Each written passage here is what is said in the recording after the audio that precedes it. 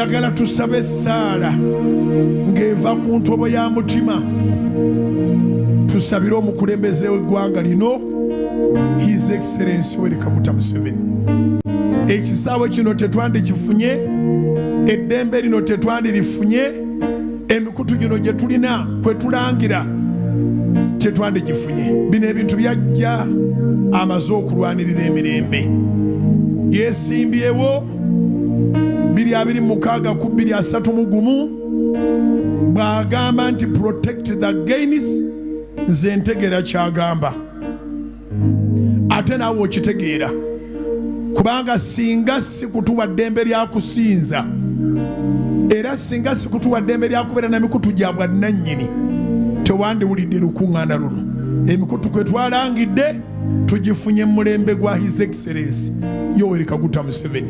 Tetutimba bipande, tetuvuga drive, tetukola baana, tewali ngeri ndala yonna eyita abantu wabula Salt Media gye tufunidde mu mulembe guno. Kubira Mukama engalo ez'abaggulu n'akaluulu. Mwami Yoweri Kaguta Museveni taata waffe ng'ate abamu bamuyita jjajja, muyimuse emikono tumusabire, muyimuse ettabaaza zammwe tumuwe eri Katonda. Katonda wa Ibulayimu ne Isaaka ne Yakobo, omusajja ono azze awangula entalo nnyingi, taata w'eggwanga lino His Excellency Yoweri Kaguta Museveni. Tumuteeka mu maaso go na luno olutalo oluli mu maaso ge olw'obululu aluwangule. Akyetaaga okuluŋŋamya eggwanga lino.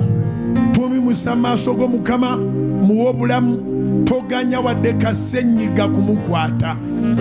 Era kampeyini ze tuziwaayo ezitandika nga 29 okutuuka lwalizimaliriza paka kwesembayo nga tabadde munafu n'akamu. Mukama, emirimu gy'akoze tegyonoonebwa, gyeyongerebwe yongezi kunywera. Era tusaba Katonda omulamu, First Lady maama waffe Maama Janet Museveni, Minister of Education omujjuvu, omwongere amaanyi, asomesa abaana b'eggwanga, omwongere amagezi, omwongere amafuta, omwongere ekisa, omuwa abantu abalungi baakona nabo mu education. Ayagala abaana, mukyala mulokole ate musabi. Maama Janet tumuteeke mu maaso go Mukama. Atambula ne taata olumu abagenze mu mirimu emitongole, ne taata wonna batambulidde oba buli omu ng'agenze mu mirimu emirala, tubayimusa mu mikono gyo, obabikke mu musaayi gwo batambulenga bulungi, bakome obasinkane waka nga first family, nga bonna balamu bulungi, nga buli omu gy'agenze akomewo ne success. Era tuyimusa Gen Muhoozi Kaine Rugaba,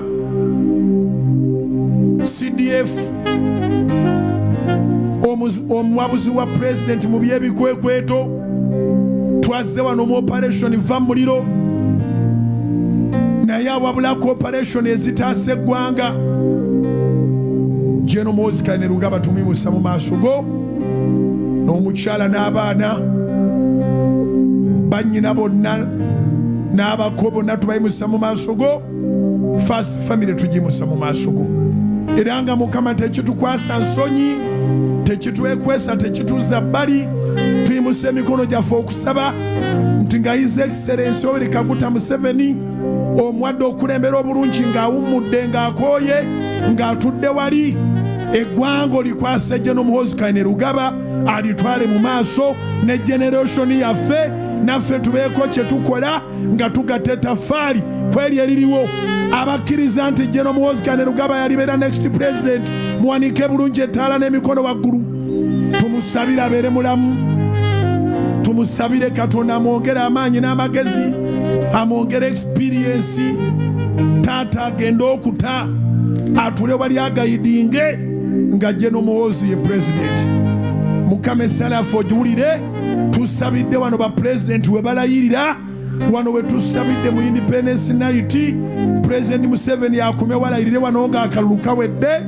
Ate Mukama era wano wennyini Gen Muhoozi Kaine Rugaba walirayirira mu kiseera kye nga kituuse, mu linnya lya Yesu Kristo Mukama ffe. Gamba nti amiina. gamba nti amiina, gamba amiina esingako awo.